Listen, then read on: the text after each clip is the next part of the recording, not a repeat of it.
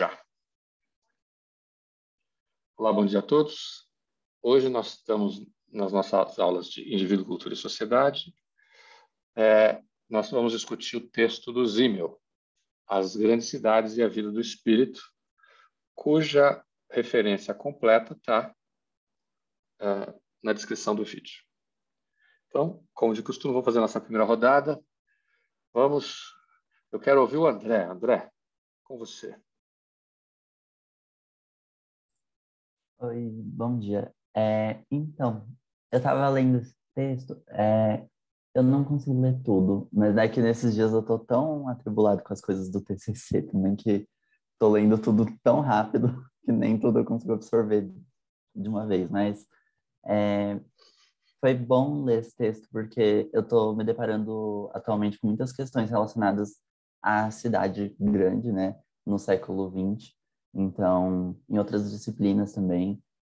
Tem até uma disciplina que eu peguei com a Letícia mesmo, que a gente estava conversando outro dia na aula sobre a perda do espírito nas relações sociais, né? E aí a gente estava falando sobre como que as coisas, elas se configuram em um plano muito, muito prático, né? E objetivo, e perde justamente outras dimensões durante as ações do cotidiano mesmo. E aí eu também estava lendo uma tese esses dias para o TCC, que é uma tese da Ana Luísa Hauer de Castilho, e aí ela fala sobre o centro de São Paulo, e ela explica como que durante várias décadas, em algum momento, a convivência dentro do centro era problemática e em outras décadas ela era muito benéfica culturalmente falando, né? Que aí disseminava mais relações, mais incentivo à pesquisa e tinha exposições também, as pessoas se engajavam mais e um tempo depois as coisas se acalmavam, digamos assim, e aí acontecia algum retrocesso. Então as pessoas iam perdendo espaço, e tinha muita distinção entre classes sociais ali no centro de São Paulo. Então, eu fiquei mais relacionando esse texto com outras disciplinas e outras matérias que eu já tive contato. Mas foi bom, gostei do texto. Legal. E você, Rafael? Eu também gostei. Comecei não gostando muito, porque eu não estava conseguindo entender, eu estava com uma certa dificuldade com as construções, assim, eu fiquei pensando, o cara escreveu há 100 anos lá na Alemanha, talvez seja por isso. Mas depois eu comecei sei lá, teve um momento ali, a partir do final do primeiro terço do texto, que eu consegui entender como é que ele estava encadeando as ideias, e eu achei que fez muito sentido, tipo, não fiquei incomodado em nenhum momento, gostei de várias ideias que ele falou sobre a questão do ânimo blasé das pessoas da cidade. Isso fez muito sentido para mim, a oposição entre cidade grande e cidade pequena, a atitude para os outros, né, que é a de reserva, e é o único jeito de você conseguir conviver com 1 milhão de pessoas, sabe? Isso me chamou bastante a atenção. Para mim, esse texto conversou muito com a minha vivência, porque eu cresci numa cidade bem pequena e fui me mudar para a cidade grande, porque o Brasil já tinha 17 anos, então, sei lá, fez sentido realmente. As relações, elas são muito diferentes, as cobranças que a gente recebe são muito diferentes. Existem na cidade pequena, mas elas são de outro nível na cidade grande.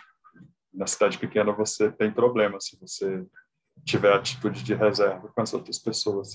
Você é meio que obrigado a socializar com todo mundo, porque conhece todo mundo e tal, senão você vira uma pessoa mal vista. Esse tipo de conexões que eu fui fazendo. Tá bom. E você, Camila? Bom dia, gente. Eu tinha lido esse texto faz um tempo, né? Porque foi quando eu confundi com outro texto do Simmel. Eu gostei bastante do texto. Aí eu não sei se eu estou viajando, mas eu achei que o começo, quando ele vai falar sobre o indivíduo e a tentativa da vida moderna, eu lembrei dos primeiros textos que a gente leu na Ementa, do Elias, enfim. sobre essa atrelagem, né, da modernidade e do indivíduo, assim. Eu acho que foi uma das coisas que mais me chamou a atenção. E depois essa divisão, né, da individualidade no campo e na cidade eu também achei interessante. Mas é isso. Ok, obrigado. Bruno, e você, Bruno? Oi, professor, bom dia. Eu ainda estou tentando processar direito aqui o texto, mas eu acho que deu para entender bem as ideias de lazer e reserva, como o Rafael já disse, né, que são as formas é a única forma que se tem de conviver em uma configuração muito ampla, muito complexa, que é a da cidade grande, como o autor diz. Eu estava tentando relacionar também com algumas ideias do Gilberto Velho, se não me engano, isso, quando ele fala da tensão, né, que tem entre a individualização e a inserção em uma categoria mais ampla. Essa categoria mais ampla me lembrou realmente quando o Zimmel fala da cidade grande, na categoria mais ampla, dessa complexidade que é diferente da configuração de uma cidade pequena. Outra coisa que eu não entendi, não sei se eu entendi muito bem, é quando ele dá o exemplo, quando ele fala da polis ateniense, né, que ela teria uma configuração única, no caso, porque ela trabalha de uma forma, como que eu digo? Com o mundo exterior, ela se meio que se protege da, da daquela coisa do todo, né? Não, me fugiu a palavra agora, mas dentro ela supostamente teria uns valores mais individualistas, só que também limita os movimentos individuais das pessoas. Eu não sei se eu entendi muito bem essa ideia, mas por enquanto é isso. Ok, Bruno, obrigado. E você, Henrique? Eu não consegui ler o texto dessa vez, professor. Foi mal. Ok. Vamos ver aqui. Helena, e você, Helena? Eu não gosto do Zimmel, né? Ok. Mas esse texto não foi tão ruim assim, pra mim. Eu Por que gosto você não gosta do dele. Zimmel?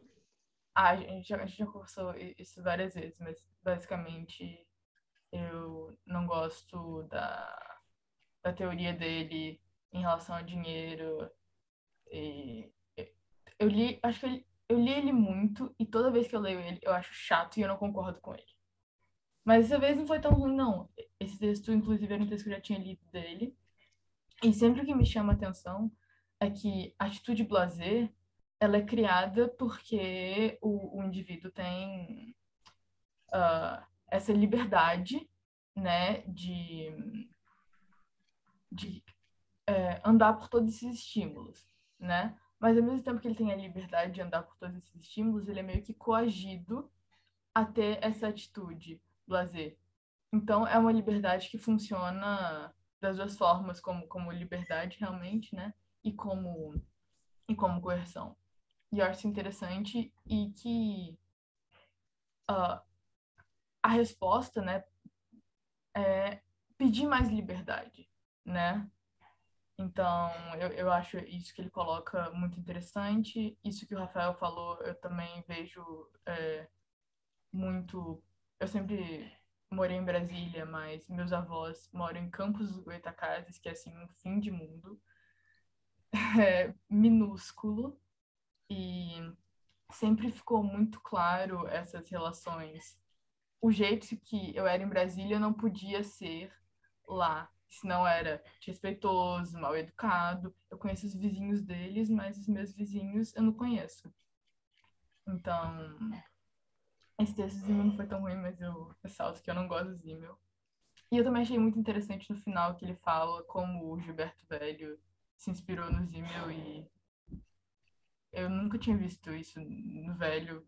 Vou olhar mais atentamente. Se a gente tiver mais texto dele, elementa. São os próximos, inclusive, né? E você, Andrew? Bom dia, professor. Bom dia, turma. Pois é, eu li esse texto, assim, eu achei ele meio complicado de entender. Eu li lá as coisas sobre, ah, sobre na cidade tudo ser contado, né, contábil, isso. Mas, assim, não consegui absorver muito bem a ideia central do texto, não. Ok, obrigado. É, E você, Letícia? Professor, eu concordo um pouco com o André. Eu não consegui absorver muito do texto, eu achei muito filosófico, assim. Mas as partes que me chamaram mais atenção foi quando ele fala mesmo do individualismo, da questão de procurar a liberdade, de se diferenciar, de se libertar das amarras históricas e tal. Foram as partes que mais me chamaram a atenção no texto. Ok, obrigado. Beatriz, e você, Beatriz? Eu não achei um texto fácil de ler, não. Eu acho que eu perdi muita coisa. Até queria te ouvir, professor, depois. Tem algumas coisas que eu fiquei meio confusa. Eu achei interessante, assim, como ele traz a questão do espírito moderno como um espírito contábil, né? E então tem e aí ele faz esse contraponto, né, do objetivo e do subjetivo, e que o objetivo acaba tomando controle, assim, da questão do subjetivo, né? E aí ele traz que a base disso é a intensificação da vida nervosa, né? Que é tipo a consequência das mudanças rápidas e ininterruptas das impressões interiores e exteriores. Então, o ser humano acaba o habitante da cidade, né, acaba se adaptando a essa dualidade, né, entre o pessoal e o impessoal. Não, ele não usa isso, ele não usa pessoal, eu que estou falando isso, entre o individual e não sei qual outro, o contraponto que ele faz. E aí, rapidinho, que eu não me organizo muito bem. Aí eu achei interessante também como ele traz a questão do entendimento, né? O entendimento versus o ânimo, né? Que o ânimo diz respeito a uma coisa mais individual e o entendimento como uma coisa mais social, né? E que justamente aquilo que está no campo do individual, ele escapa ao entendimento lógico. Então não adianta a gente querer ficar comparando com um espírito contábil, porque vai ter coisas que vão escapar a essa lógica moderna, né? Aí eu acho que é mais isso, assim. Achei interessante a questão do blazer também, né? Como o blazer é um embotamento frente à distinção das coisas, e como que esse processo de dissociação, de certa forma, esse embotamento de dissociação, ele acaba se tornando uma forma que é elementar de socialização no contexto das cidades, né? Então, a questão do blazer como meio basilar, assim, né? Do desenvolvimento dentro desses meios urbanos. Acho que é isso. Eu só não entendi o que você não entendeu no texto.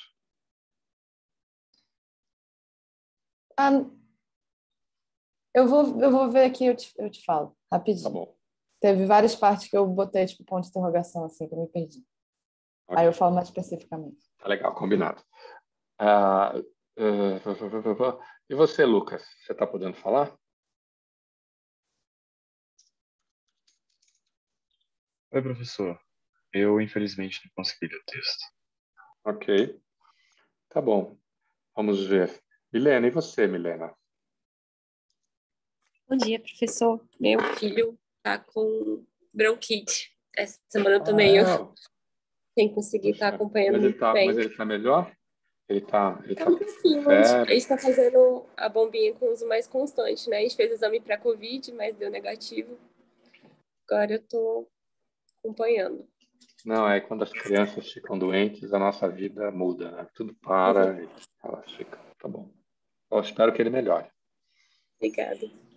E você, Arthur, o que você achou do texto?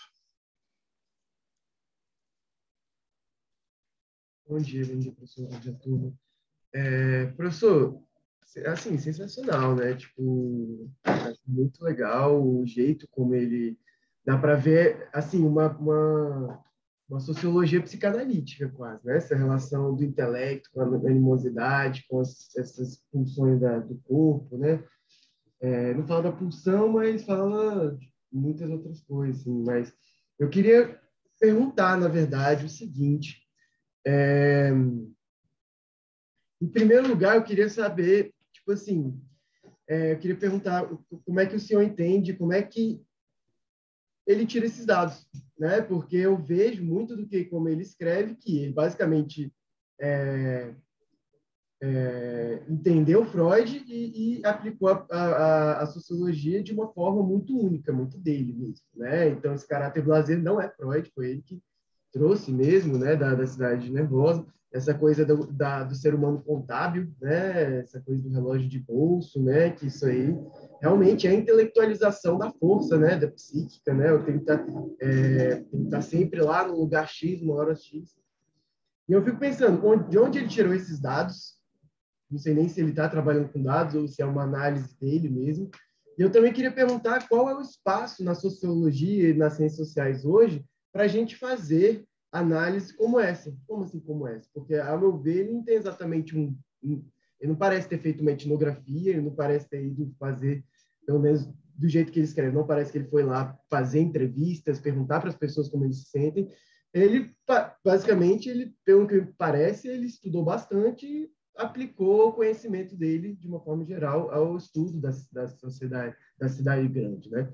E eu queria perguntar se tem espaço para isso hoje em dia, né? Então, tipo assim,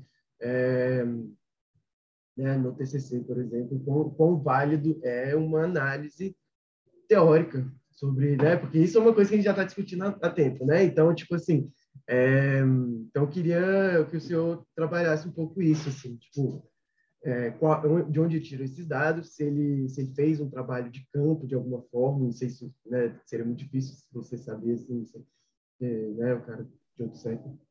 Mas não sei, talvez, né, se já alguma coisa sobre isso, porque é uma análise muito interessante que não sei como é que ele conseguiria pegar isso lá no ócio, lá na pessoa, né, entrevistando, você tem relógio de bolso? Você está sempre contando seu tempo, né? Complicado. Uma outra forma de subjetivação, né? Eu vejo, né? Queria trazer um pouco isso, como é que vocês enxergam essa forma de subjetivação, né? Porque é uma teoria muito até interessante, porque vai além de Freud, também é bem cognitivista, assim, né? Essa coisa do prazer, né? Não sei se todo mundo sente um pouco isso, mas sim, na universidade eu sinto um pouco isso.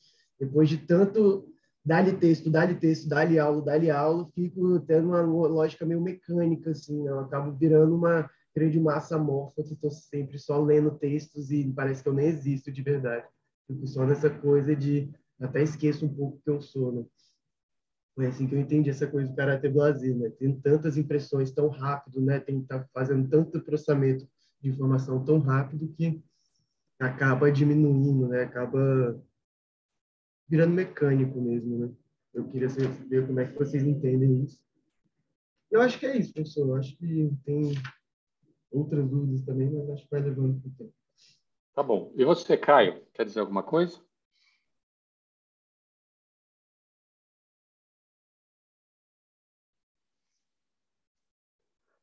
Bom, o Caio não pode falar agora. Ok, Caio.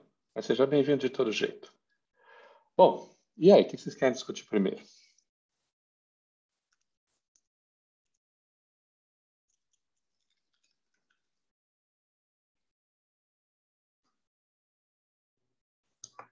Pode ser as questões centrais do texto, segundo o senhor.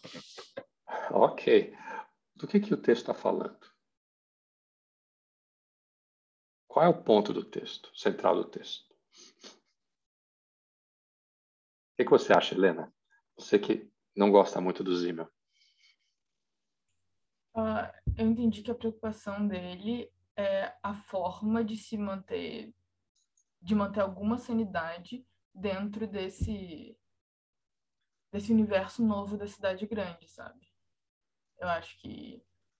E aí ele diz que a gente achou o blasé como o blasé, a distanciação das relações sociais, a relação através da moeda. Para mim, ele mostra esses caminhos que foi a forma que a gente achou de manter alguma sanidade no meio de tanto estímulo. Para mim, é isso. O que vocês acham?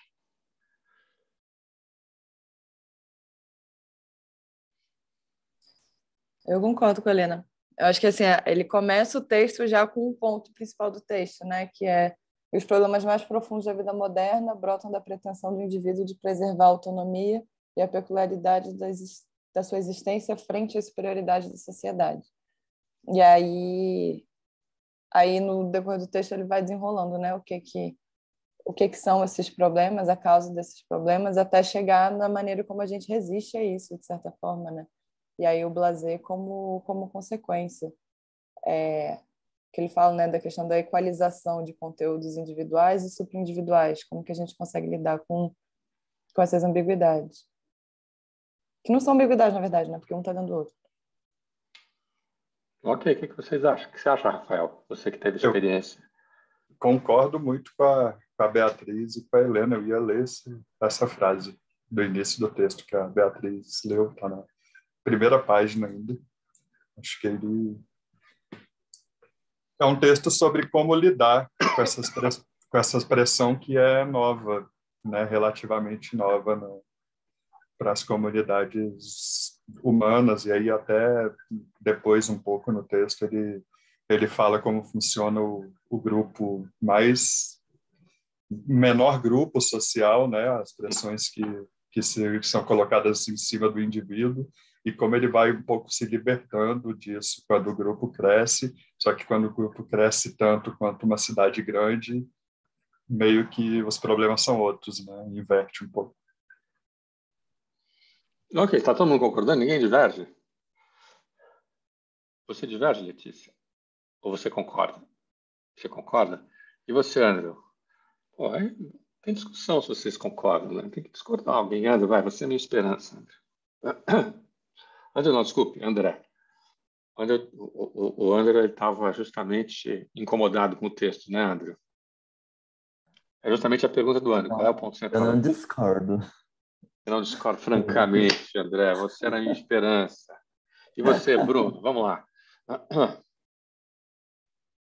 Eu diria que eu também não discordo, mas não sei, talvez...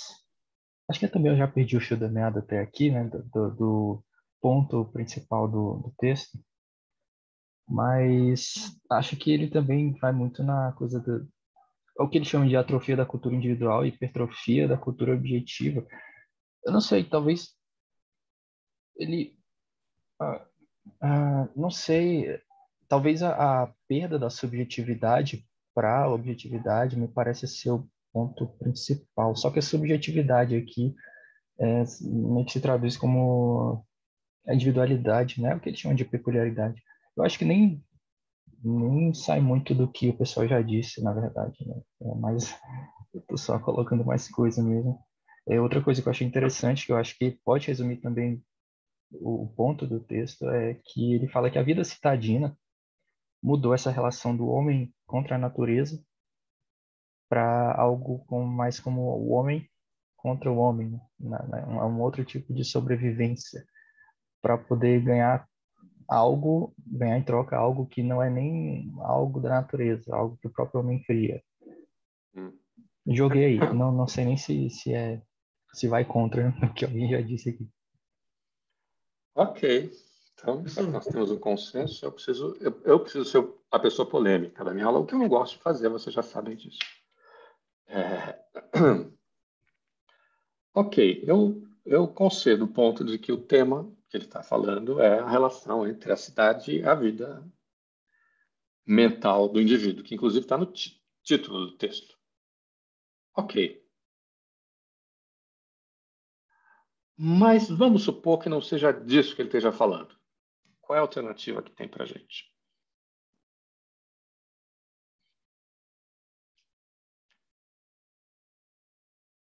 O que o texto faz?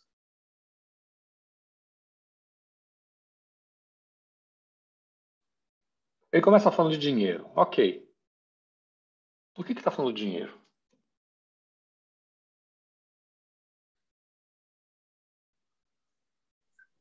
Porque foi o jeito de lidar com o dinheiro do ambiente de cidade grande que caminhou junto com essa mudança de ânimo e de atitude mental das pessoas. Ok. Então, o que isso nos diz?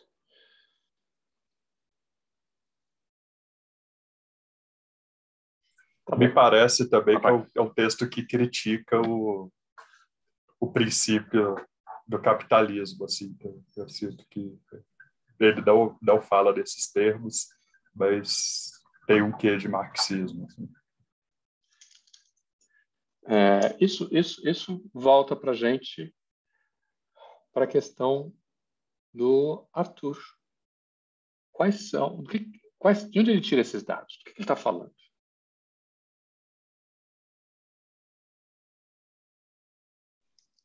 Professor, eu acho que ele está dando um sentido mesmo. Eu acho que, na verdade, ele está dando um diagnóstico social, eu acho. Porque essa época foi a época que começou a ter um monte de sintoma que ninguém estava entendendo de onde está vindo, que era a própria histeria, né? Partes do corpo paravam de funcionar a partir de tanto estresse, tanta imposição da sociedade, essa coisa do supra-individual, tanta imposição do supra-individual, do individual, gerava um sintoma que ninguém estava entendendo.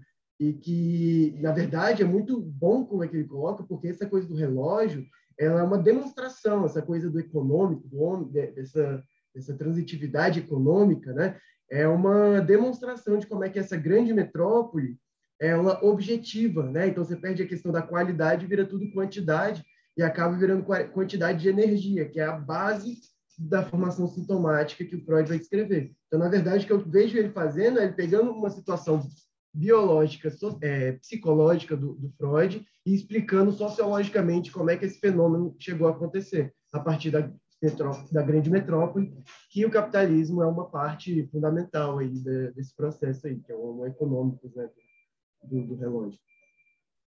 E aí, o que isso nos diz? O quê? Tá bom. Vocês estão meio atônitos, talvez seja a palavra mais correta. Mas eu vou sugerir para... Diga, Beatriz. Não, é que eu só ia complementar o que o Arthur falou, assim, eu acho que o texto também me lembrou muito Mostrar na Civilização, assim, por mostrar que a gente está indo para um caminho e que tem coisas que vão escapar, sabe? Não adianta, o ser humano não vai se encaixar, né? Porque tem coisas que escapam, e aí os sintomas surgem disso, né?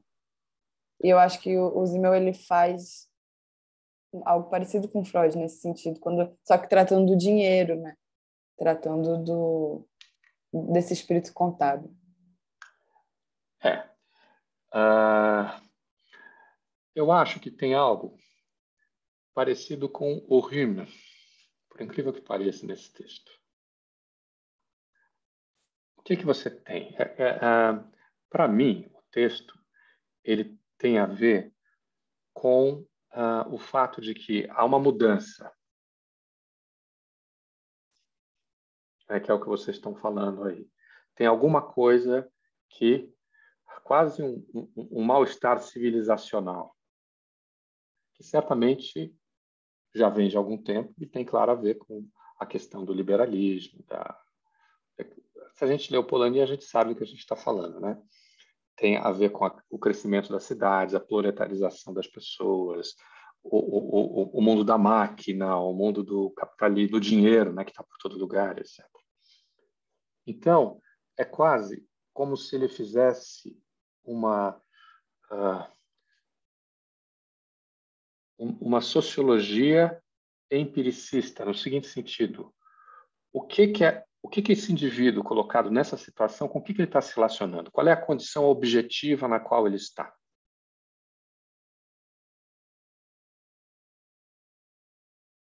Qual é Aí você tem o dinheiro. O que o dinheiro implica para a objetividade das pessoas, vamos dizer assim, utilizando as condições objetivas de existência dessas pessoas?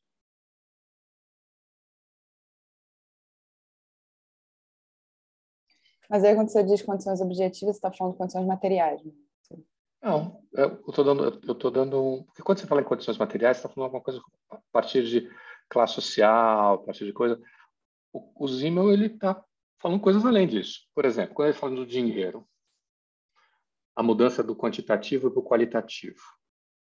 Ele não está falando simplesmente da existência material. Ele está falando da percepção que essas pessoas têm em relação ao lugar onde elas existem, causada pela objetividade. Elas têm que lidar com o dinheiro, elas não conhecem as pessoas, elas têm que tratar elas têm que tratar o outro a partir da ação imediata, da quantidade, tem aí uma ideia de mercado que já está acontecendo. E aí o que a gente pode pensar, em que medida a ideia de mercado que a gente tem não está associada à cidade grande, muito mais do que à cidade pequena, por exemplo. Quer ver, Rafael, conta para a gente como é que é comprar alguma coisa na padaria de uma cidade pequena. Você conhece a pessoa que fez o pão, né? Que vende o pão, sabe a hora que vai abrir, sabe? Tem informações mais íntimas Sim, mas é só do isso? comércio. E a relação, né? A pessoa fala com você também, sabe o seu nome, pergunta da sua família. Pois é, mas não é só isso. Fala assim, sua mãe, tem aquele pão que a sua mãe gosta, a gente fez essa semana, acabou de sair aqui do coisa, eu vou pegar aqui para você. Aí você compra um pão e fala assim, não, eu vou te dar isso aqui, leva para sua mãe que eu estou mandando para ela. Acontece, sim. Principalmente como eu saí criança, eu passava mais por essas situações de levar recados. Aí às vezes te dava alguma coisa, Rafael, você veio comprar aqui lindo, toma aqui para você, um pirulito. Não é? Ou às vezes até, sei lá, as relações, eu pedir ajuda, sabe? Você pode ficar aqui rapidinho para mim enquanto eu resolvo tal Enquanto eu coisa. vou lá resolver uma coisa, né? Como é que é a experiência de fazer isso na cidade grande? Impessoal. Então, veja bem, não é uma escolha sua. Não é o que você decide. Eu vou ser amigo do padeiro ou não vou ser amigo do padeiro. É alguma coisa que faz parte das condições de existência daquele lugar.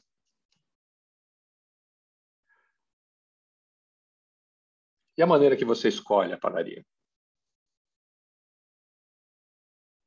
Na cidade é que é mais perto, é que é mais no caminho, para não perder tempo. Ou a do pão que você prefere. No interior tem tipo 2 padarias, sabe? Então, aí você vai na que é do amigo da sua família e normalmente existe uma correspondência com a preferência política, assim, tipo, normalmente tem 2 grupos políticos numa cidade pequena e você consome do seu grupo político. Ou seja, você não vai na padaria se você é do PMDB, você não vai na padaria dos democratas, né? E normalmente são 2 correntes de direitos. Claro, esquerda não faz sentido no interior, geralmente, né? Então, olha só. Isso é uma coisa objetiva. Isso tem a ver com a maneira como as pessoas existem. E a questão dos estímulos, como é? Muito mais calmo. E como é que é na cidade? Essa comparação entre cidade pequena e cidade grande, do meu entendimento, não é uma comparação entre cidades, é uma comparação entre momentos de mudança. Uhum. Onde você tem uma sociedade que está baseada nas relações de uma cidade pequena, que são típicas de uma cidade pequena, para as relações de uma cidade grande. Professor, uma experiência, tipo, tem um amigo que ele mora em Unai, tem a família em Unai, né? Mora em Unai, aí eu ia lá direto com ele quando era menor, né? Nosso rolê a gente fazia 4 coisas basicamente na cidade. A gente andava de bicicleta, ia para lan house, estourava a bombinha e ficava na frente de casa conversando, focando sobre as coisas da vida. Ficava na cadeirinha lá, parado. Então, o dia inteiro era isso, 4 atividades, tá ligado? Então, tipo assim, realmente é... Isso porque eu era uma pessoa que vinha de lá, né? Mas você vai andando, você vai vendo fora das casas, as pessoas ficam lá, fora de casa, na cadeirinha, no toquinho de madeira, conversando, às vezes focando, né? E tal. E aí fala assim, esse menino, de novo esse menino aqui com essa bicicleta, essa velocidade. Tipo isso. Vou falar para sua mãe. Não é, então? Então, e aí, mas e essa questão dos estímulos? O que ele está falando?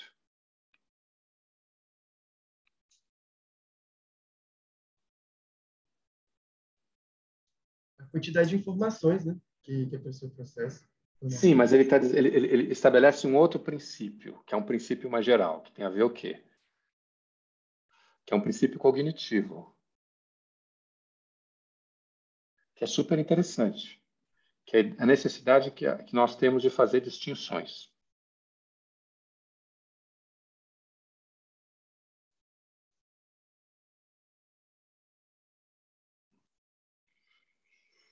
O que eu entendi disso é que ele falou que a cidade grande vai ser o lugar desse conflito, dessas distinções, vai ser o lugar que você vai ter a liberdade de se distinguir uns dos outros, das pessoas. É. Pois é, mas olha só, essa ideia de que a mentalidade, vamos dizer assim, a maneira como você vê o mundo, ela está baseada em fazer distinções. Uma classificação, se vocês preferirem, que é o ponto de vista do estruturalismo décadas à frente. Que também tem a ver com, enfim, aí tem coisas a ver com muitas coisas, né? Mas o que é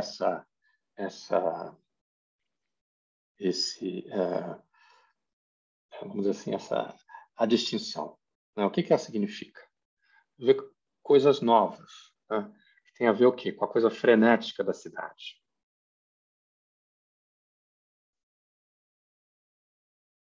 Professor, eu acho que também, exatamente por tanta distinção e tanta quantidade mesmo de estímulos, que, na verdade, você para de prestar atenção na qualidade dos estímulos, então você presta menos atenção nos detalhes das diferenças, por exemplo, e você quantifica isso, né? Inclusive pelo uso do dinheiro. Então, o quão diferente isso é, o quão importante isso é, e aí como se o nosso cérebro não tivesse capacidade cognitiva mesmo de processar tudo, então ele tenta meio que quantificar as diferenças, né? As distinções entre as coisas. O interessante é que aí vem a questão que está associada à questão do dinheiro, né? Porque o dinheiro transforma a qualidade em quantidade. Não é? Então, por exemplo, uma blusa e um pendrive, eles são coisas absolutamente diferentes, incomparáveis, né? Incomensuráveis entre si, mas eles custam a mesma coisa. Então é o mundo da quantidade, né? Que é também que tem um aumento da quantidade de estímulos também, né? Tem aí um jogo de coisas. E aí, o que a gente faz com tanto estímulo?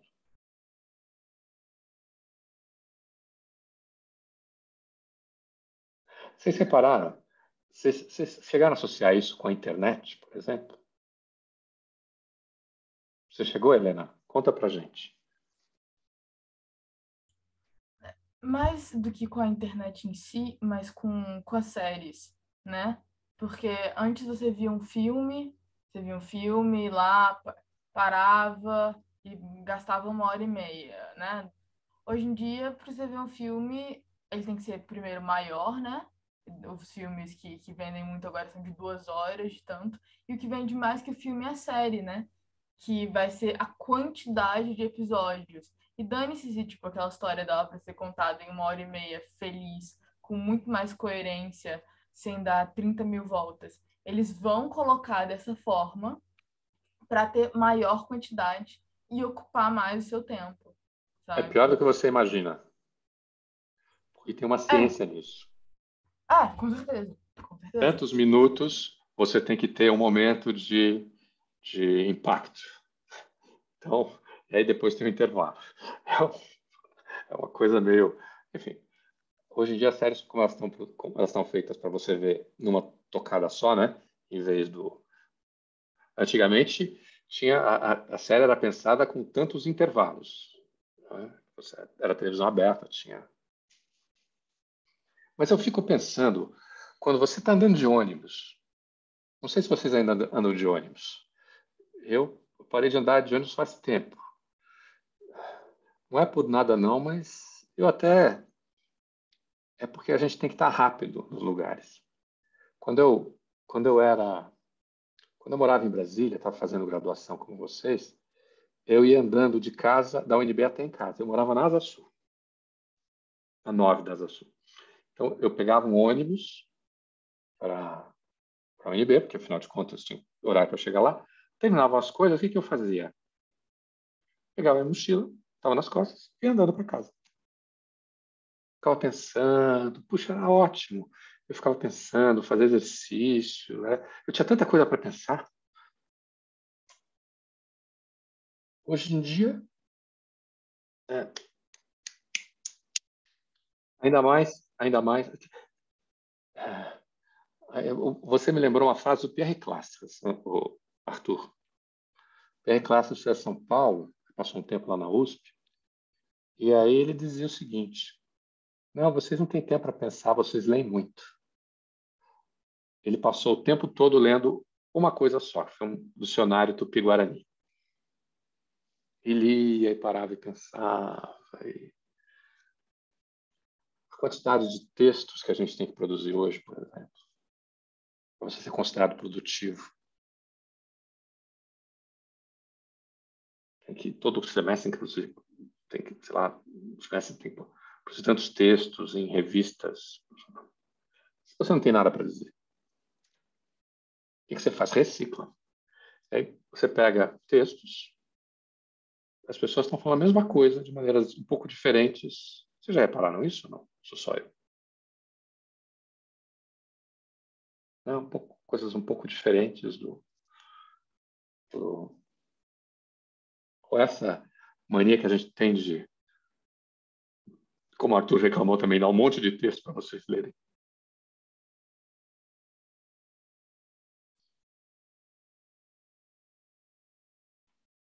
Mas também tem o coisa inversa. Eu já reparei o seguinte: quando você está lendo, você vai ler um livro todo, por exemplo, na disciplina, você não vai pedir para ler tudo numa aula só. No doutorado, no mestrado, às vezes você pode pedir, mas é mais raro. Quando eu estava fazendo o doutorado era assim. Hoje já mais as pessoas reclamaram e tal. Aí eu já reparei o seguinte: lá no meio do livro as pessoas cansaram, param de ler, não vem mais a aula, aí a aula fica meio modorrenta, porque, enfim. Então, o que o Zimmel está colocando? Ele está colocando o seguinte: olha, a mudança disso muda também o homem. O homem é a mulher, né? Muda o indivíduo. Muda a maneira do indivíduo se relacionar com o mundo.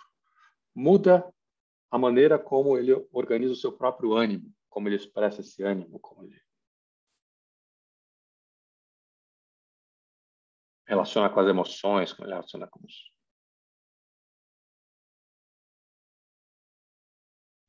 É importante salientar como é que isso influencia na vida anímica, né? Que para termos de hoje é na vida psicológica do sujeito, né? Não só com caráter blasé, mas na formação de sintomas, tanto na histeria, como por exemplo, mas também como na formação de sintomas como depressão, ansiedade, né? O sujeito que não tem tempo para pensar, não tem tempo para sentir, não tem tempo para elaborar suas próprias emoções, porque, velho, até 7 horas tem que ler 2 textos, 70 páginas fazer um artigo, escrever a prova de sei lá o quê, então ele não tem nem tempo para elaborar seus próprios sentimentos, o que ele está sentindo sobre aquilo, né? Não tem esse tempo. Então, como é que essa configuração social interfere na configuração existencial ou subjetiva, que altera a configuração de formações sintomáticas mesmo, né? essa triangulação entre sociedade, sujeito e sintoma é uma triangulação que está sempre interagindo, né? E aí você tem uma... Aí vem, o que é esse caráter blasé?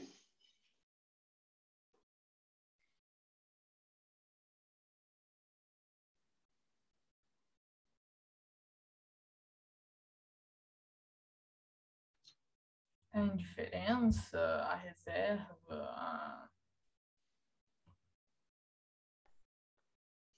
O que é o blasé? Esse cara é muito blasé. É que vocês não usam muito essa expressão, né? Eu de vez em quando usava, mas a gente não... Você usa, André? Então, quando você usa blasé, como é que você usa blasé? Eu uso como termo pejorativo. Ok. Pra zoar alguém. Aí você lê o Zímio e não, você essa pessoa descobre que não você usa também é blasé. blasé. Como é que você fica? Isso é estranho, tipo, porque geralmente eu uso esse termo, ou eu ouço pessoas também usando esse termo, tipo, para se referir a uma pessoa que ela é muito chatinha, meio previsível até, uma pessoa que sempre vai fazer uma coisa meio que pela estética, ou vai só, sei lá, parece que é uma pessoa que não sente o que ela tá fazendo. Ok, tudo bem, mas a primeira parte não parecia muito blasé, não. A segunda parecia, né? A ideia é uma pessoa blasé, é uma pessoa que não se incomoda com, não se deixa tocar pelo que acontece, né? Não se deixa. Aí a coisa entre ânimo, a oposição entre ânimo e entendimento. Ele é muito blasé, Fica um ar senhor. de superioridade também, né, da pessoa, tipo, eu já estou à frente disso que vocês estão conversando, eu já sei disso. Olha, eu não sei se todo blasé relaciona-se com isso. Pode ser que sim. Eu nunca tive a impressão do blasé associado a isso. É que a gente tem essa coisa, né, que é uma coisa meio brasileira, eu acho, de associar a distância com a simetria. Fez sentido?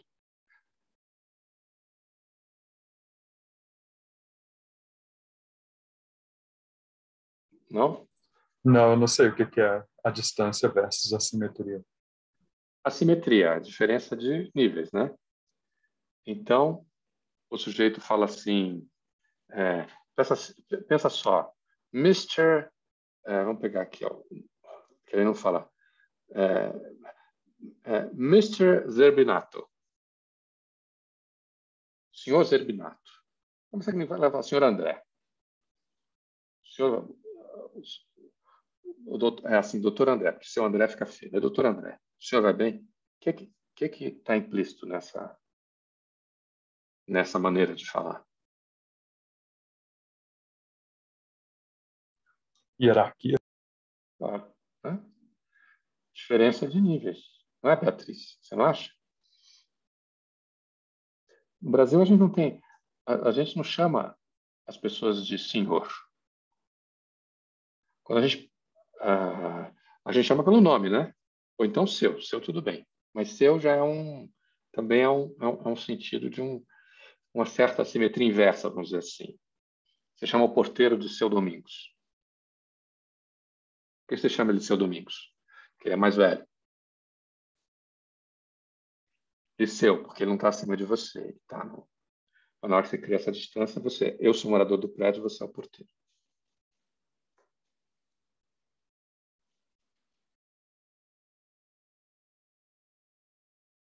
Então, já numa sociedade individualista como a sociedade americana, todo mundo chama todo mundo de Mister.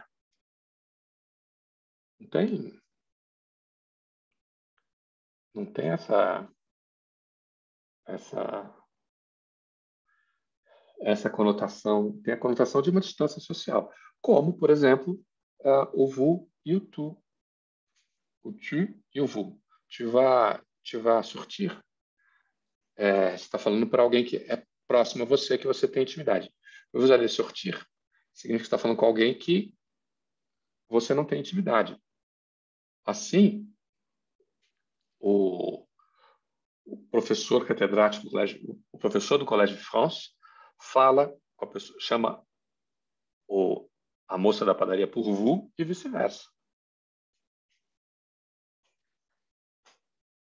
E na hora que ele chama de tu, só tem uma ocasião que, quando você está falando com criança, aí você pode chamar ela de tu e ela chama você de vu. Aí tem. Mas quando você... Eles até têm um termo para isso, que é o tutoyer. On peut se tutoyer? Você tem que perguntar para a pessoa. Aí, se ela aceita, você chama ela de tu, ela chama você de tu também. Mesmo acontece com o alemão, que é sie e du.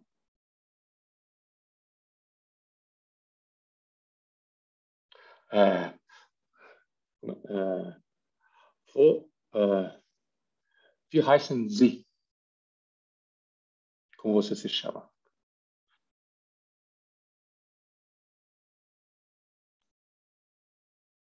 Wie heißt du?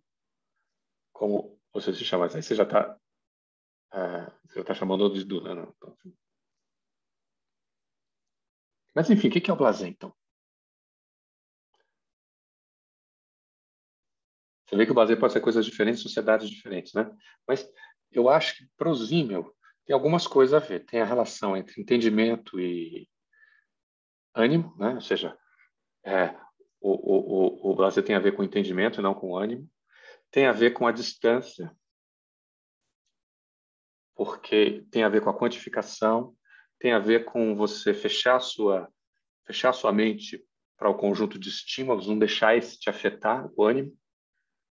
Então, você tem a mediação do entendimento. E disso eu acho que surgem outras coisas também. Por exemplo, a distração que a gente tem na cidade grande. Então, numa cidade interior, você está andando, você está prestando atenção. Quem é que está andando, quem é que não está andando, onde é que está saindo, onde é que não está saindo. Né? Você vai olhando as lojas para saber o que está acontecendo. Né? Tem uma coisa.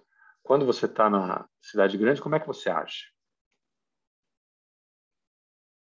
Você fica prestando atenção no que está acontecendo à sua volta?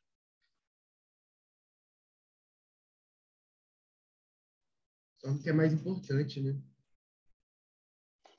Mas geralmente você anda distraído, né? Eu, pelo menos, não sei como você anda, Helena. Eu gosto de observar as coisas. Normalmente eu tô ouvindo música. Então tem ali alguma distração, eu consigo ver, mas eu ando olhando as coisas. Enfim. Acho que, né? Depende de quando você anda e como você anda. Por exemplo, você vai pegar um ônibus. Mesma coisa. Eu, tipo, dentro do ônibus, eu fico ouvindo música. Sempre que eu tô na rua, normalmente eu tô ouvindo música. Mas eu também tô observando as coisas. Eu gosto de observar tudo, tipo, os carros que estão passando, as pessoas nos carros. Né? Mas, de certa forma, é uma distração, né? É uma distração pra não estar ali no momento. Tipo, observar não... Às vezes nem é prestar atenção, né? É se distrair. Você observa o movimento, você observa... Qual foi a última vez que algum de vocês parou para ver, olha que árvore bonita?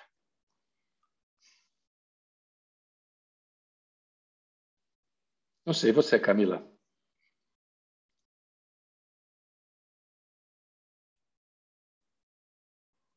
Você está perguntando da árvore, professor, do contexto geral? Não, como você anda pela cidade? Não sei, porque fazia muito tempo que eu não estava em Brasília, né? Eu estava na minha cidade que é uma cidade litorânea, né? Então, eu não sei, e não é uma cidade muito grande também, né? Então, Qual é a cidade? É Caraguatatuba. Caraguatatuba? Nossa, é bem legal Caraguatatuba. Pois Você ia para a piscina todo dia? Para piscina não, mas o que eu fazia, o que eu gostava de fazer é ir, tipo, só ir na praia, assim, não entrar na água nem nada, mas só para olhar o mar mesmo, assim, e tomar água de coco. Não sei se... Tipo, e é uma coisa ótimo, né? E é uma coisa que eu passei a fazer depois que eu saí de Caraguá, assim, né? Aquela coisa de quem mora na cidade com praia nunca vai na praia é real, assim. E aí eu comecei a valorizar, entre muitas aspas, tipo, a minha cidade e enfim, tudo que ela tinha oferecido depois que eu saí, né? Depois que eu fui para Brasília. É isso. Uhum. Quer ver? Vamos aqui, ó. Tem aqui, deixa eu compartilhar com vocês. Vamos discutir essa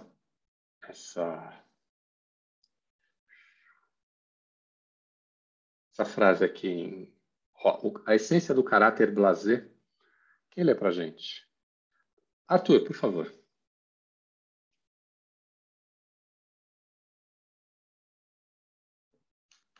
A essência do caráter blasé é o embotamento frente à distinção das coisas. Não no sentido de que elas não sejam percebidas, como no caso dos parros, mas sim de tal modo que o significado e o valor da distinção das coisas e com isso, das próprias coisas, são sentidas como nulos. Elas aparecem ao blasé em uma tonalidade acinzentada e passa, e não vale a pena preferir umas em relação às outras. Essa disposição anímica é o reflexo subjetivo fiel da economia monetária, completamente difusa. Na medida em que o dinheiro... Não, vamos ler mais um pouquinho aqui. Continua. Na medida em que o dinheiro compensa de modo igual toda a pluralidade das coisas, exprime todas as distinções qualitativas entre elas, mediante distinções do quanto. Na medida em que o dinheiro, com sua ausência de cor e indiferença, se alça ao denominador comum de todos os valores. Ele se torna o mais terrível nivelador. Ele corrói irremediavelmente o núcleo das coisas, sua peculiaridade, seu valor específico e sua incomparabilidade. Ok, não, tá bom. E aí, gente? Comentários, reações. Bruno, você, Bruno? Então, eu acho que daí dá para ver que blasé não necessariamente é você não vê, né? Eu acho que tá bem claro isso. Talvez até no caso da Helena mesmo, que ela disse que observa o movimento, né, em geral da cidade, talvez isso se relaciona com esse trecho, porque ela não deixa de ver a realidade ao redor, né? Mas ainda assim o blasé pode estar ali na ação de você ver as coisas, observar as coisas como um todo, mas não como unidades individuais que você está comparando uma por uma, você está vendo como um todo. Eu acho que dá para colocar isso nesse trecho. Tem outra coisa aqui que eu queria ler com vocês. Aqui, ó, vou compartilhar de novo um trecho. Espera aí.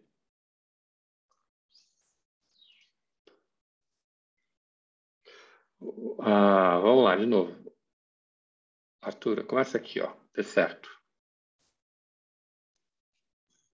De certo, se não me engano, o lado interior dessa reserva exterior não é apenas a indiferença, mas sim, de modo mais frequente do que somos capazes de perceber, uma leve aversão, uma estranheza e repulsa mútuas que, no momento de um contato próximo, causado por um motivo qualquer, poderia imediatamente rebentar em ódio e luta. Toda a organização interior de uma vida de circulação ampliada de tal modo baseia-se em uma gradação extremamente multifacetada de simpatias, indiferenças e aversões, das quais efêmeras como das mais duradouras. Das mais efêmeras como das mais duradouras. A esfera da indiferença não é assim tão grande como parece superficialmente.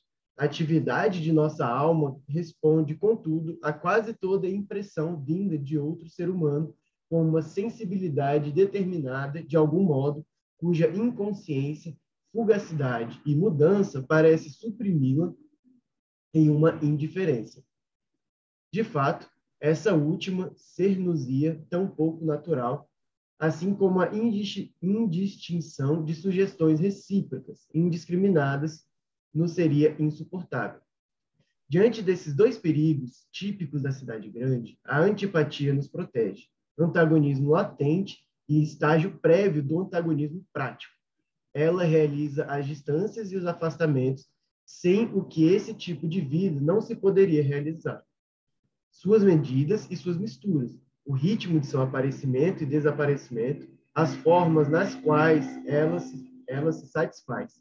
Isso forma, com os motivos unificadores em sentido estrito, o todo indissociável da configuração da vida na cidade grande, o que aparece aqui imediatamente como dissociação é, na verdade, apenas uma de suas formas elementares de socialização. Ok. Eu não entendi essa luta aí, professor. Que luta é essa? É uma luta entre a animosidade e o entendimento? Não, eu acho que tem a ver com o outro, né? A individualidade e esse supra-individual, né? Estranheza e repulsas mútuas, que no momento um contato próximo causado por um motivo qualquer poderia imediatamente rebentar em ódio e luta. Falando de violência. Se eu tenho um contato próximo com o outro, qual é a consequência disso?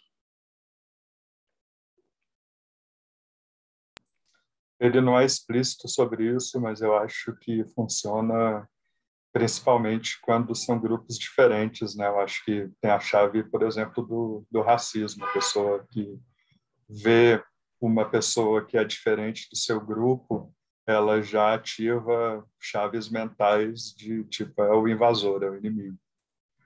Uhum. Se for uma pessoa muito parecida com você, você relaxa mais. Então, o que você faz? O que ele está falando aqui? Essa gradação de simpatias e antipatias. Deixa eu botar de novo. O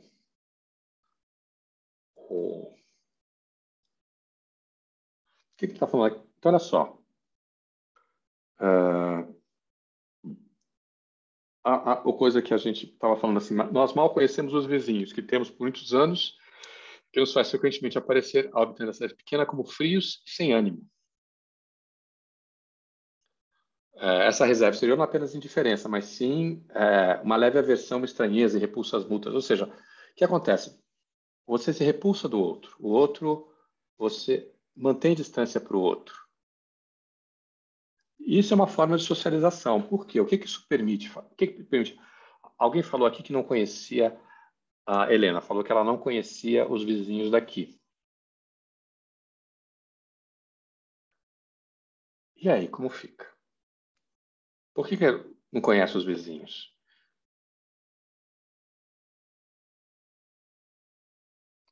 Tem uma coisa, uma criação de repulsa. Não vai fazer porque você vai incomodá-lo. Não entra, não bate na porta não, porque eles devem estar lá fazendo as coisas deles. Não vamos incomodar o vizinho com esse negócio. Chega. Por quê?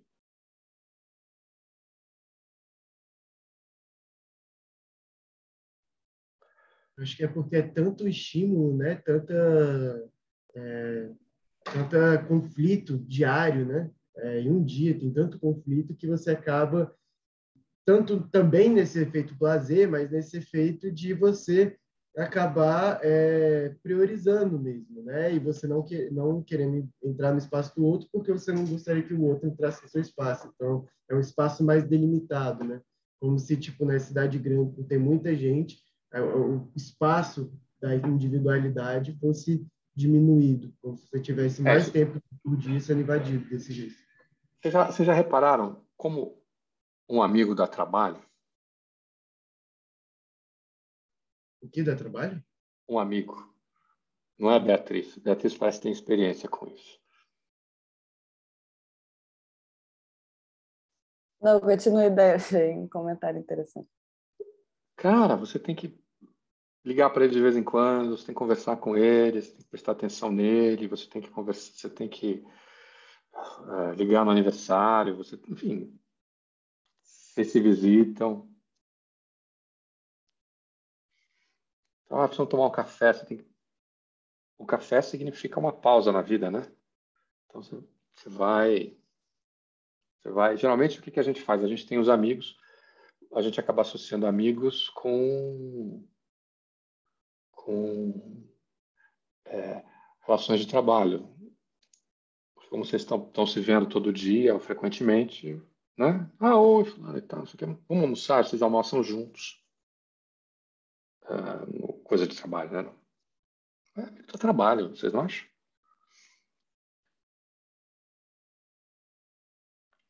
Ainda mais hoje. Você tem que ligar para ele para combinar de se ver. Aí significa o quê? Vocês vão marcar um dia. Aí nesse dia você não pode pegar os meninos. Tem que combinar da sua mulher pegar os meninos, ou se é um dia que você não tem que pegar os meninos por qualquer razão. Vocês têm que encontrar algum lugar. Aí vocês têm que marcar. Ele tem que programar a mesma coisa. Você deixa de estar fazendo os seus projetos, você deixa de estar lendo os seus textos ou descansando. Já imaginou um vizinho? Que todo dia você tem que dizer oi para ele? E é uma coisa interessante. Por exemplo, eu conheço os vizinhos todos do meu prédio. Inclusive, o vizinho tem uma filha. A filha deles é da idade dos meus meninos. Mas eles não têm brincado muito juntos. Eles não têm...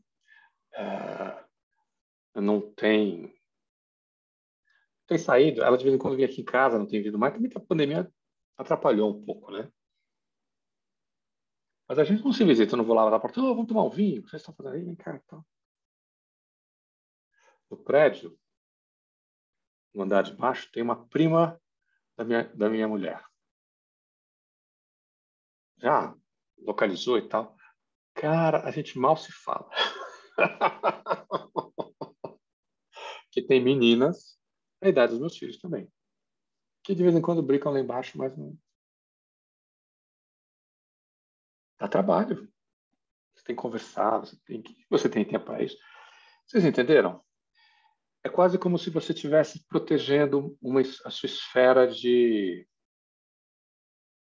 existência dessa quantidade de obrigações.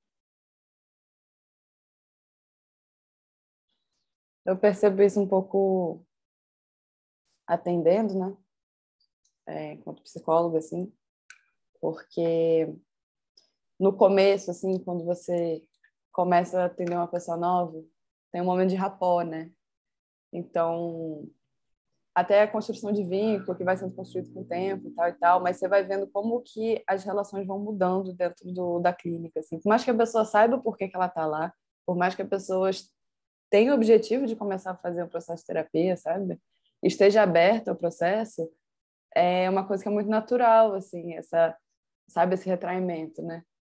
Então, você ir construindo isso, ir comendo pelas beiradas enfim, a construção dessa confiança também, é uma coisa que é muito natural.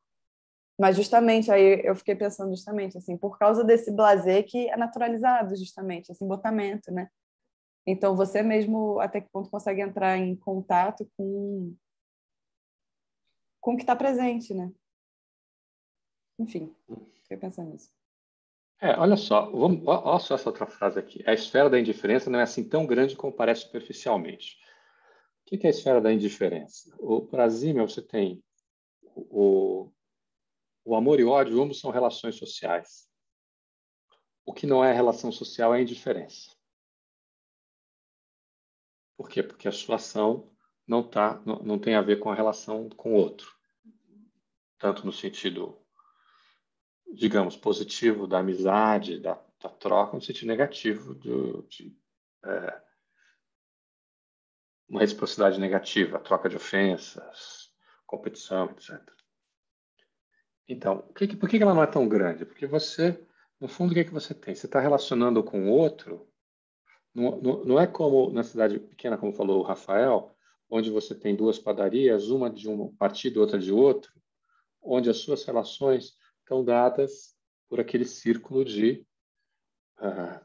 que junta, né? Junta política, vizinhança, parentesco e convivialidade. O que você tem aqui é uma outra coisa. Você tem você vai tendo relação de graus diferentes com pessoas diferentes, que implicam em mais e menos distância.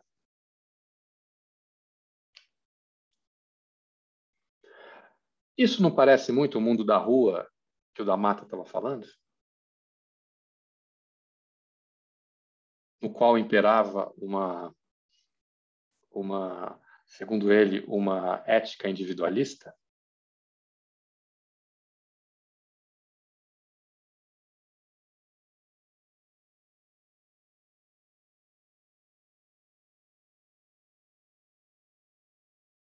Mas não é isso que o Luiz estava falando quando ele fala do...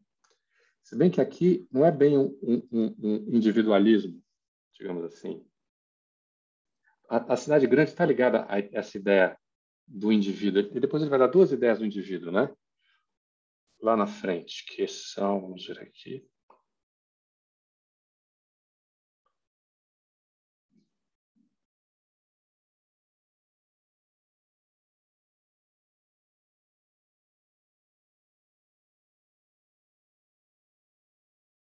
A independência individual e a formação do modo pessoal específico da cidade grande.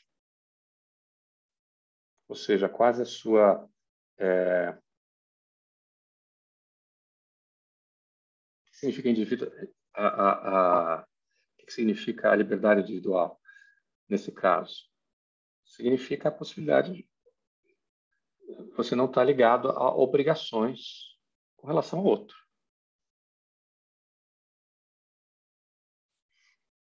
Embora você esteja obrigado a outras coisas, evidentemente.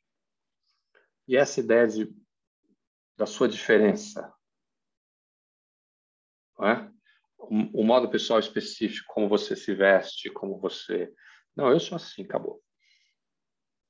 Diga, Arthur. Pois é, isso é uma coisa que eu fico meio... Eu achei meio estranho, né? Porque, em um certo passo, tem uma diminuição das qualidades, né? E dos detalhes, né? Que a gente, aqui no Brasil, a gente tem esse negócio.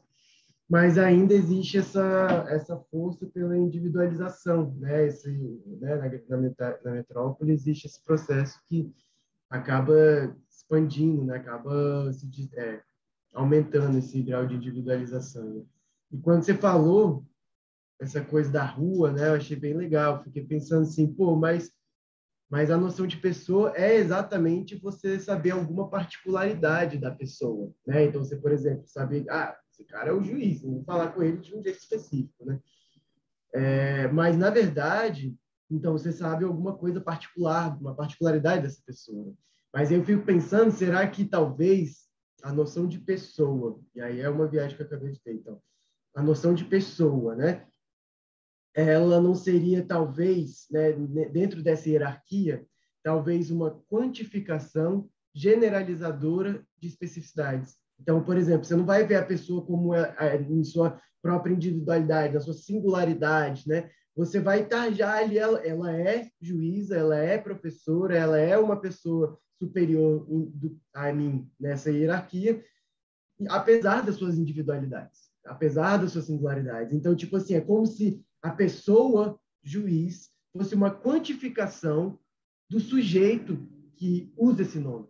Então, tipo assim, eu limito todas as informações que eu não preciso saber sobre essa pessoa para quantificar é um juiz. Eu não vou xingar ele, eu não vou desrespeitar.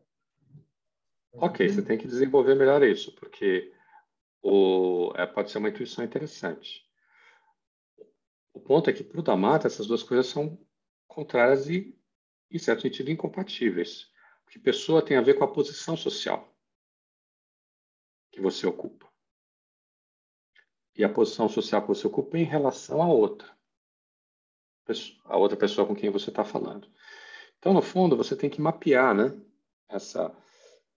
o que tem a ver muito mais nos termos do Simmel com uma relação de cidade pequena.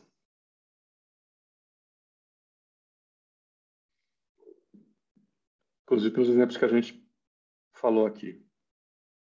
Já o indivíduo tem a ver o quê? É esse sujeito anônimo, né? O sujeito da rua. É esse sujeito anônimo. É esse sujeito que você não sabe quem é. O sujeito do qual você cria distância. Enfim, aí vai. André. Me parece que nessa questão, né, o Simmel ele se preocupa muito em pontuar que nas nossas relações fora de casa, né, fora do ciclo social, a gente tenta meio que usar uma armadura, né? Que seria justamente essa forma de inibir a sua individualidade, inibir essas características únicas, né? E tanto que a primeira questão que é colocada no texto, mas também parece que ele sente uma inquietação nesse sentido, porque ele vê que as pessoas não se importam em fazer isso, né? Não se importam em criar essa máscara para interagir umas com as outras e tirar elas desse meio social, né? Que eu digo, tipo, fora de casa. E aí eu fiquei pensando muito nessa distinção que era muito comum nessa época que ele escreveu esse texto, né? Que era de eles se chocarem com essa noção de que tempo é dinheiro, por exemplo. Então, o meu tempo ele só vai valer a pena se eu estiver ganhando uma coisa em troca, né? Ou então se a relação for benéfica para os dois lados.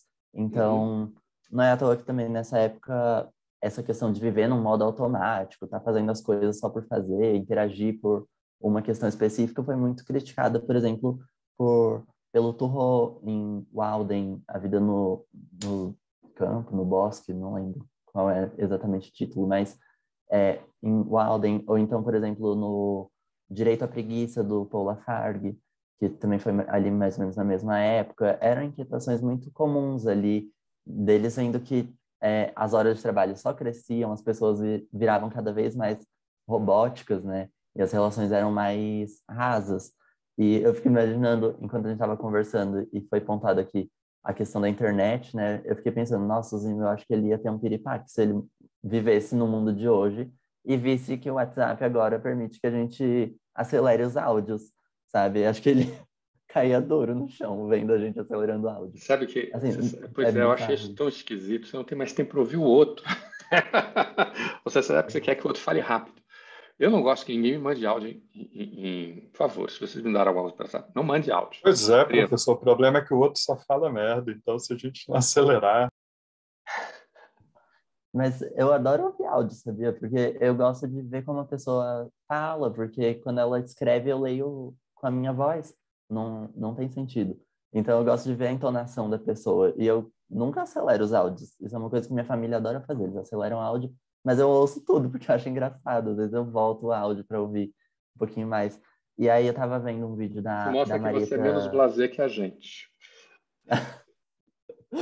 Eu sou meio... Eu gosto de prestar atenção nesse tipo de coisa, as nuances, né? E aí, eu tava vendo um vídeo da Marieta Severo falando sobre as pessoas que atualmente elas evitam frustrações, né? Então, ela vê muita gente, por exemplo, com medo de envelhecer e pessoas que sempre estão procurando procedimentos estéticos para evitar uma ruga que talvez aparecesse daqui a 5 anos, sabe? Tipo, as pessoas vão cada vez mais evitando frustrações. Então, às vezes a pessoa finge para o filho que, sei lá, o mundo é completamente maravilhoso para ele evitar frustrações, mas aí essa pessoa cresce e vira um adulto que não sabe dialogar, não consegue se abrir, não consegue enfrentar uma situação simples da vida, né? Então, acho que meio que a lição geral, né, que tem nesse texto do Zimmel é para a gente pensar um pouco mais sobre a nossa relação com o tempo, né? E como que o tempo ele influencia muito as relações no sentido de, tipo assim, como a gente vive na cidade pequena, a gente tem muito mais tempo para fazer as coisas e se relacionar, conhecer as pessoas, saber o que elas vão fazer, prestar atenção no que está acontecendo, do que aqui, né? Na cidade grande, que a gente acaba saindo e tem que ir rápido para algum lugar, acaba não prestando muita atenção. Então, sei lá, eu fiquei viajando durante essa conversa. Eu acho que você tem razão.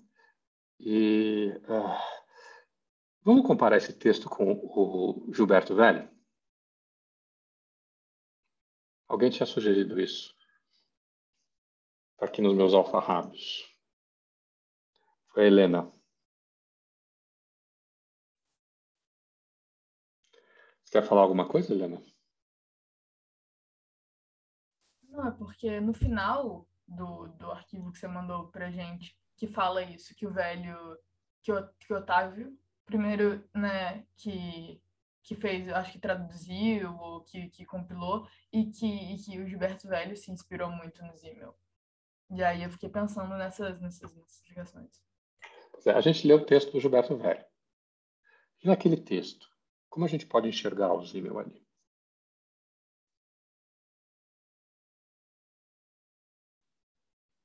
Professor, eu diria que eu acho que a base disso aí seria o prestígio. Porque ainda mais se você colocar o Freud na jogada, né, você vai perceber que ele começa essa distinção entre a animosidade e o intelecto, né, essa dialética, né?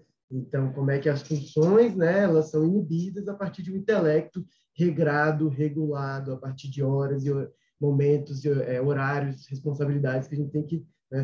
E o prestígio é a base disso. Então, o seu cérebro ele é capaz, né, de processar um tanto de informação, né? E aí ele não consegue captar tudo, então ele vai para esse momento lazer, assim, que você reduz a quantidade de estímulos até para conseguir processar tudo. E o prestígio, qual que é o prestígio? O prestígio é aquilo que está sempre rondando a vida do sujeito, dentro de casa, nas escolas, nos meios públicos. Ele tá, de alguma forma, ele está sendo sempre atravessado pela ordem do prestígio, que regula também o quanto você é capaz de fazer boas atividades, você ser uma pessoa intelectual, você ser uma pessoa inteligente, você ser uma pessoa que consegue fazer o dever de casa, fazer a prova, tirar nota 10 para os pais, conseguir, né, ser prestigiado dentro dos seus amiguinhos e tal. E aí eu veria, por exemplo, nesse sujeito que sai do mundo, por exemplo, é o típico sujeito que, entanto, entra em crise nesse mundo aqui. Tem muitos filmes sobre isso, por exemplo, Into the Wild, né, o Mundo Selvagem, né, cara que sai desse mundo capitalista, vai para a universidade, vê esse negócio, né, totalmente produtivista, que fode, né, e tal. Ele fala, mano, vou sair daqui, vou para a natureza e tal. Acaba morrendo, se fudeu pesado, mas assim... Arthur, tudo bem. Mas o que isso tem a ver com... Eu não entendo de prestígio aí, porque esse texto aqui ele não está falando de prestígio. Então, o relógio de bolso, na verdade, é uma forma de cronometrar o prestígio capitalista. Qual que é o dinheiro? Você conseguiu o dinheiro. Não, tudo bem. Que o dinheiro seja importante. Que o Gilberto lia com frequência a filosofia do dinheiro, do Simmel. Mas eu acho que tem outras relações que a gente pode fazer de modo mais direto. Vou dar um exemplo. Ele fala aqui de círculos, né, de pessoas, que você tem círculos mais restritos e círculos mais amplos. Não é isso? Isso não tem a ver com aquela história que ele fala da família e de lógicas distintas, uma lógica de pertencimento e outra lógica mais, digamos assim, pessoal? A questão da liberdade. Quando a história que ele deu lá, enfim, a única história que ele realmente apresentou lá no texto, que era a história do sujeito, do comerciante. Que era filho de um comerciante, sócio do tio, brigou com o tio, foi para Copacabana, brigou com o tio, desfez a sociedade, fez uma nova sociedade. Até o momento que morre alguém, né? Que eu não me lembro quem era. Que ele se reconcilia com a família, volta a fazer parte da religião, volta ao círculo. Isso não tem a ver com a ideia de liberdade que ele está falando aqui. Justamente a oposição entre... Se a gente pega a ideia do círculo, né? E põe assim um círculo mais próximo do que ele está chamando aqui de uma cidade pequena e um círculo mais próximo da cidade grande, você passar de um para outro, o que você ganha? Liberdade. Quando ele estava inserido na família, o que você tinha? Ele tinha que obedecer o tio, tinha que obedecer um monte de coisa, tinha um monte de obrigação, tinha um monte de coisa. Aí ele muda, cria distância. Cria distância. Por que distância é importante? A materialidade da cidade grande, a quantidade de estímulos. Uma coisa é você morar na Tijuca, o seu tio mora do lado de você na Tijuca. Outra coisa é ele morar na Tijuca e você morar lá em Copacabana. Vocês não concordam que é muito mais difícil de você se encontrar com o outro se você mora na Zona Sul e no subúrbio, no Rio de Janeiro?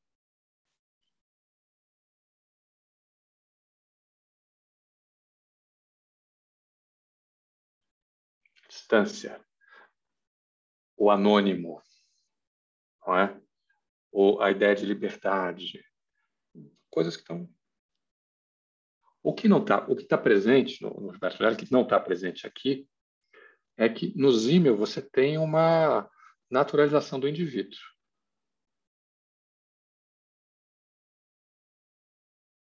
Que a gente já havia discutido lá com Schultz também. A sociedade é formada por indivíduos, ponto. Então, agora, tem uma ideia também interessante que ele fala, os tipos de individuação diferentes, né? Que são as duas formas de individualismo. Deixa eu compartilhar aqui com vocês.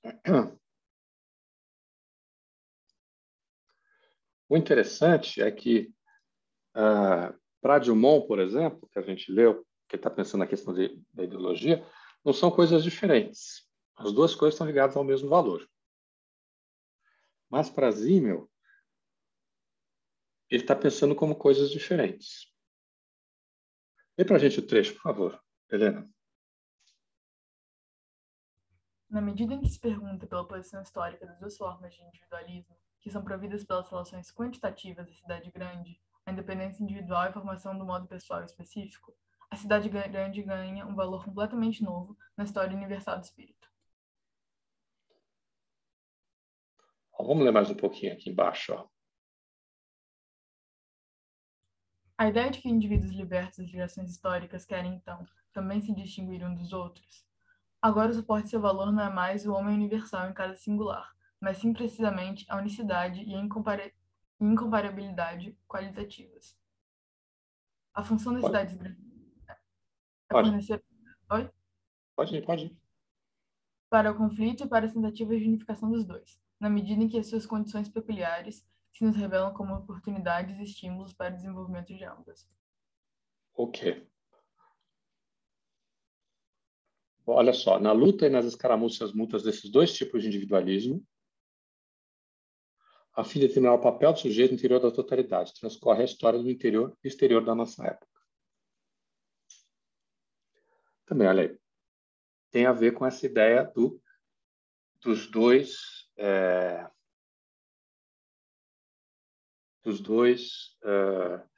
das formas diferentes de individualismo que ele colocou ali. Isso aqui já está... Diga, Arthur. Professor, aí ele está articulando com Hegel, né? Eu acredito, essa coisa do conflito, desse universal em relação ao particular, né? E eu vejo, não sei se o senhor viu assim, mas eu vi essa relação o papel nesse todo, né? Então, qual é o papel de um sujeito numa família no Rio de Janeiro? Conseguir ser bem-sucedido de alguma forma. Aí entra o conflito entre essa posição particular de um adolescente que tem que ser o bem-sucedido, tem que tocar a loja desse ou daquele jeito, e aí essa relação do universal com o particular, só que ele até subverteu um pouco, né, em outros termos, né, que eu acabei esquecendo agora, mas eu vejo exatamente quando você não concorda, né, quando essa particularidade, né, ele transcende de alguma forma, ele revoluciona isso, ele sai, ele vai para outro lugar, ele vai para o mundo, fora do mundo, desse mundo, né? Eu entendi assim, sendo o mundo essa totalidade social que ele está inserido. Não sei, vamos discutir. O que você acha? Helena?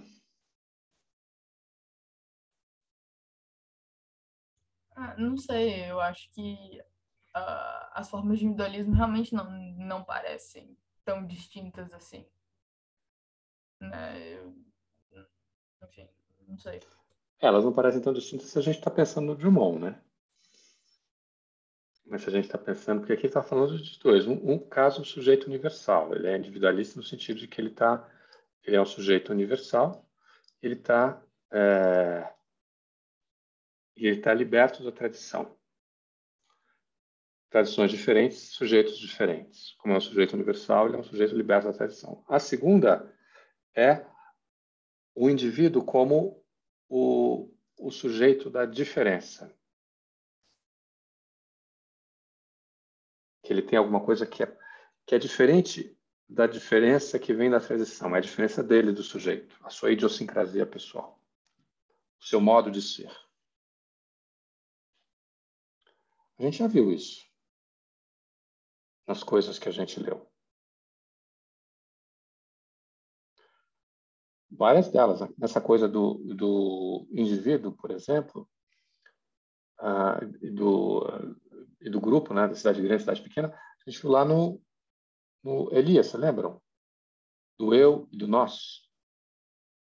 A diferença na relação entre o eu e o nós. Foi o primeiro texto que a gente leu, eu acho. E também no próprio Zimmel, né? Teve o texto que a gente viu sobre aquela questão dessa estrutura da unidade social, né? Desses mais importantes, das pessoas, esses mais importantes, em relação ao sujeito, né? No momento que a gente passou por isso um pouco. Eu não lembro exatamente como é que é, mas eu acho que foi isso. Então, uma coisa é o sujeito universal, outra coisa é o sujeito que é diferente a partir de si mesmo, ou em oposição a outros sujeitos.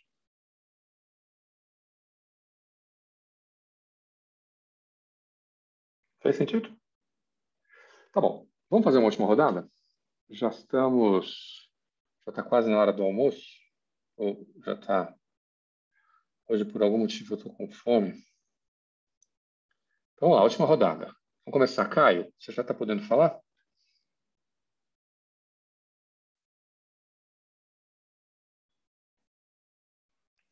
Camila. Não tenho nada para falar, professor. Sobre essa questão do... A única coisa que eu queria falar, que você falou agora do Elias, foi o que eu tinha pegado assim, no começo do texto. Eu também achei parecido, assim, as questões que eles colocam. Tá bem. Bruno, e você? Acho que eu também não tenho muito a complementar, não, professor. Eu estou vendo ainda como isso se assenta melhor no meu entendimento. E eu estava só vendo uns trechos aqui do Gilberto Velho, tentando relacionar mais algumas ideias. Aí eu achei só um trechinho aqui que ele cita o Zimmel, né? Os trabalhos de Zimmel e Wirth, entre outros, chamam a atenção para essa especificidade da vida metropolitana, com sua heterogeneidade e variedade de experiências e costumes, contribuindo para a extrema fragmentação e diferenciação de papéis e domínios, dando contorno particular à vida psicológica individual. Eu achei que essa parte resume bem a relação da ideia que o Zimmel traz nesse texto. Legal. Obrigado, Bruno. E você, Letícia?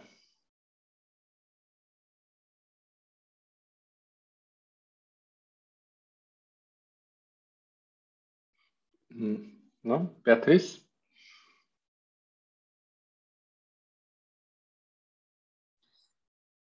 Estou pensando ainda no que falar. Eu acho que é interessante fazer esses ganchos assim com outras leituras, sabe? Até para contextualizar melhor, assim, fazer esses paralelos. Ainda tô pensando um pouco sobre isso, assim. Mas foi boa a discussão. Gostei. André, e você? Eu estava pensando na questão do indivíduo liberal, né, que a gente conversou quando nós fomos discutir o Elias. Aí eu estava resgatando aqui minhas anotações, achei engraçado que na hora que você falou que lembrava, né, o texto do Elias, eu fui ver o que eu tinha anotado nessa aula.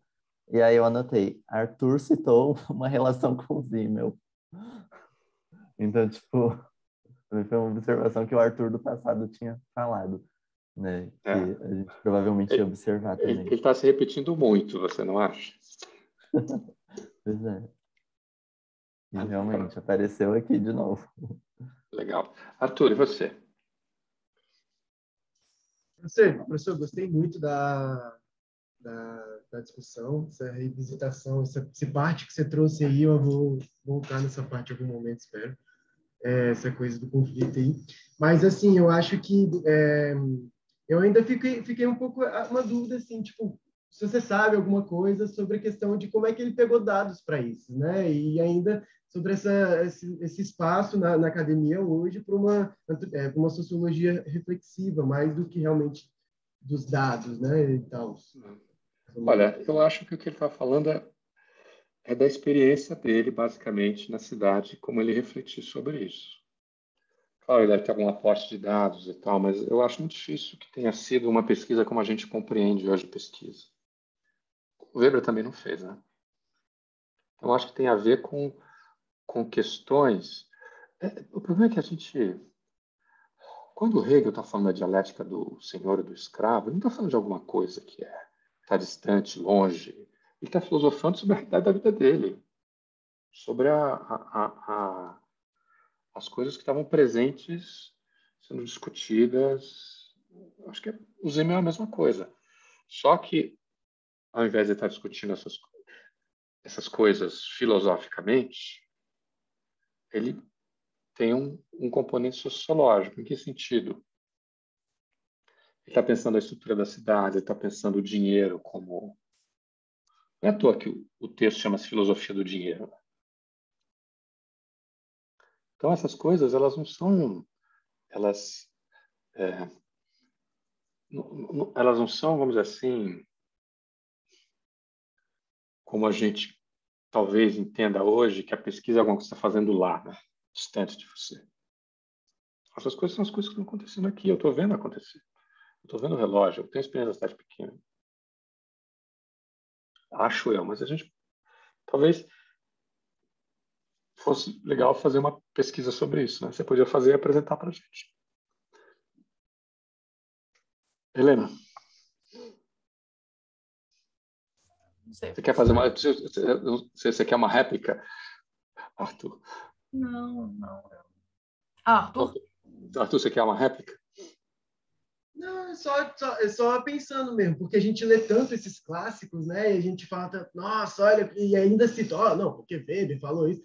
Mas assim, né? Tipo assim, mas se eu, por exemplo, fizesse uma pesquisa desse jeito, provavelmente ia falar, mas cadê os dados? Cadê o negócio? Coisa e tal. E, mas né? deixa eu te contar uma coisa que talvez você não saiba, Arthur. Você não está em 1907. É uma ótima resposta, mas eu não vejo um ponto muito específico. Vejo uma resposta mais retórica mesmo. Mas assim, tudo Não, bem. mas as condições objetivas são outras. O que a academia é outra. O Zimmer já escreveu. Para escrever de novo o que o Zimmer já fez, não precisa, né? Vamos lá. Helena, você. Sobre isso que o Arthur está falando, né? Eu também acho que, posso estar enganada, mas o Zimmer é um clássico da sociologia. Eu não vejo a antropologia, o que a gente tem como clássico, tanto assim. Claro que tiveram os antropólogos de gabinete e que, tipo, eles estão na fundação da disciplina, mas hoje em dia você não costuma ver um trabalho aí citando do Taylor, sabe? Você não vai citar a definição de cultura que o Taylor deu. Eu acho que hoje em dia... Pois é. Eu acho que hoje em dia os clássicos que a gente tem, mesmo que, né, podendo discutir, né, se o que o Malinowski fez foi ético ou não foi ético, ele foi lá, fez uma pesquisa de campo, e eu acho que a maioria dos clássicos que a gente tem em antropologia, que a gente usa como referência hoje, tem essa questão, já tem essa questão do dado, mesmo sendo em 1900 bolinha, né? Então, eu acho que o fato de ser sociologia e não antropologia também entra nessa coisa que o Arthur falou. E as questões éticas que a gente coloca hoje não são as questões éticas que estavam no momento do Malinowski. Simplesmente nem se colocavam. Para a sensibilidade de hoje, talvez fosse ruim. Mas para a sensibilidade daquela época, se a gente aplicar a sensibilidade de hoje naquela época, o que a gente está fazendo é a mesma coisa de aplicar as nossas categorias a uma sociedade diferente da nossa. Estamos desentendendo, né? Rafael, hoje você encerra a aula, Rafael. Professor, gostei da aula, desse final aí, esse diálogo com os outros textos, acho que é muito importante para a gente construir aí o trabalho final, esse tipo de insight que a gente precisa, e eu já tinha gostado do texto, a partir do momento que eu passei a entendê-lo, e acho que a aula completou isso. Foi uma discussão boa, mesmo quando não tem muita muita gente discordando, acho que a gente consegue construir algo. Para minha decepção, mas tudo bem. Eu vou superar. Gente, então, obrigado. Vou encerrar aqui nossa aula.